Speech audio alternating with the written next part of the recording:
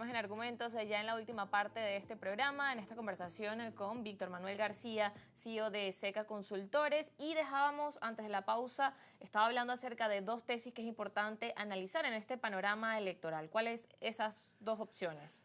Hay una tesis de oposición donde se ve a María Corina, por lo menos así lo vi yo, en un video hablando y ella solicitando que los venezolanos le den todo su concurso, que le den todo su apoyo, que ella está tomando las decisiones que son necesarias tomar para enfrentar, utilice esa palabra, para enfrentar al gobierno del presidente Maduro.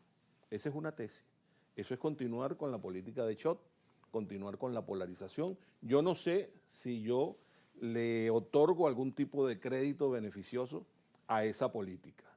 Y la otra tesis es la del doctor Edmundo González Urrutia, de continuar por la vía del diálogo, por la vía constitucional, por la vía pacífica, planteando la necesidad de un cambio, pero un cambio en democracia, un cambio conversado y garantizando salidas para el gobierno autoritario que hay en Venezuela, porque hay que decirlo, y un gobierno de tipo militar cívico. Entonces hay que darle garantías, como bien decía José Antonio, como bien puse yo el ejemplo de Polonia. El caso de Pinochet no era más sencillito que el de Venezuela. Y el caso de Sudáfrica era más suavecito que el de Venezuela. No, en Venezuela tenemos lo nuestro, pero también hay hombres, y eso se ha demostrado en el primer discurso del señor Edmundo González Urrutia. Ahora, yo quisiera retrotraerme a un punto que es importante, el de la participación y no participación. Eso es importante.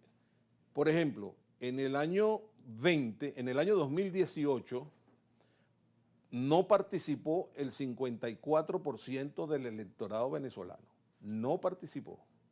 Eran elecciones presidenciales, los candidatos eran por una parte el presidente Nicolás Maduro y por la otra parte el señor de Barquisimeto, Henry Falcón. De otra parte, en el año 2020, cuando vamos a las elecciones parlamentarias, la no participación subió al 65%. Ahora, ¿qué destacaba durante ese proceso? El llamado a la abstención que hacían sectores de oposición.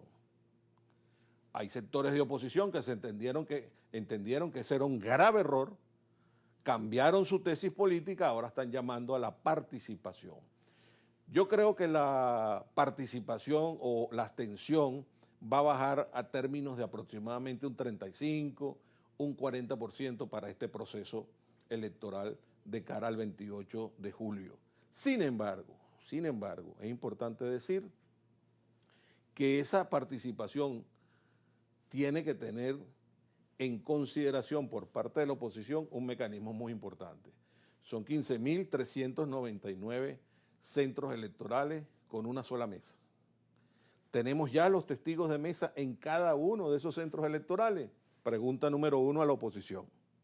Pregunta número 2 a la oposición. Ya se contactó a aquellos señores en situación de retiro, de disponibilidad de las Fuerzas Armadas Nacionales que en campañas anteriores fueron miembros del Plan República y que en este momento también quieren un cambio. Ya los contactaron. Si no lo han hecho, yo dudo que podamos ganar y triunfar de cara al 28 de julio. Bien importante lo que mencionaba de la participación y que lo veíamos también con las cifras de Data Analysis, que se estima que hay una intención de voto del 70% y que es mayor a la que veíamos en años anteriores y que eso es positivo de este proceso. Claro que es muy positivo. En el caso nuestro, las encuestas y los focus group nos dan un 60% de participación. Pero claro, eso puede subir. Claro, había que ver qué pasa en los últimos 60 días que se acercan las elecciones. Y sobre todo elecciones. hay que tomar en cuenta cuál de las dos tesis va a triunfar en la oposición. Si es el cheque en blanco que está solicitando María Corina Machado o es el camino que ya asomó el doctor González Urrutia en la pasada reunión en La Victoria.